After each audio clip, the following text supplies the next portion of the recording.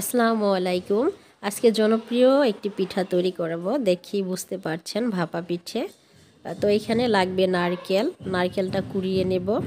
আর এখানে 2 কেজি গুড় আমি পাতলা স্লাইস করে কেটে নিয়েছি।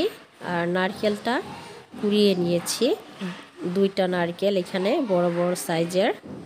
আর এখানে 1.5 কেজি চালের গুঁড়ো, শুকনা চালের গুঁড়ো। এখানে আমি পরিমাণ মতো লবণ দিয়ে দিব, বেশি লবণ দেওয়া যাবে না। এবং নর্মাল টেম্পারেচার পানি দিয়ে এটাকে আমি এখন গুলে নিচ্ছি। যখন মোট করলে এরকম দলা পাকিয়ে আসবে, সেই পর্যায়ে এটা হয়ে গেছে। তো আমার চালনিটা নেই, এখন এখানে একটা জালি আছে, এটা দিয়ে আমি চেলে নিচ্ছি।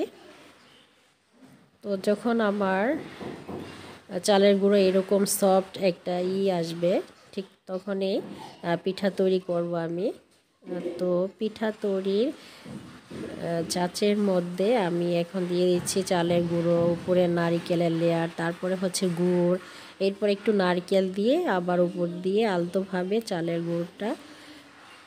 গুঁড়োটা দিয়ে আস্তে আস্তে হালকাভাবে চেপে নিতে হবে। এবং এটা পরিষ্কার একটা গজের সাহায্যে এটাকে আটকিয়ে নিচ্ছি।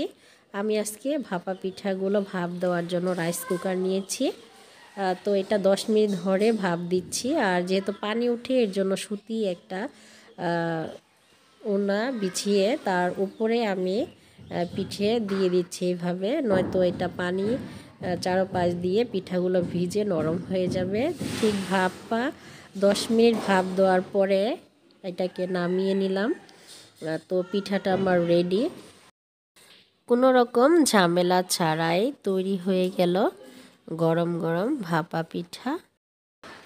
নরম তুলতুলে হয়েছিল।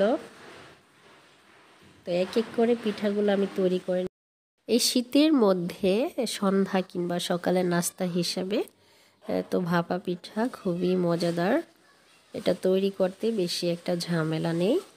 তো অল্প সময়ের মধ্যেই এই পিঠাটা তৈরি করে নিতে পারেন। তো সবাই ভালো থাকবেন, সুস্থ থাকবেন। আল্লাহ হাফেজ।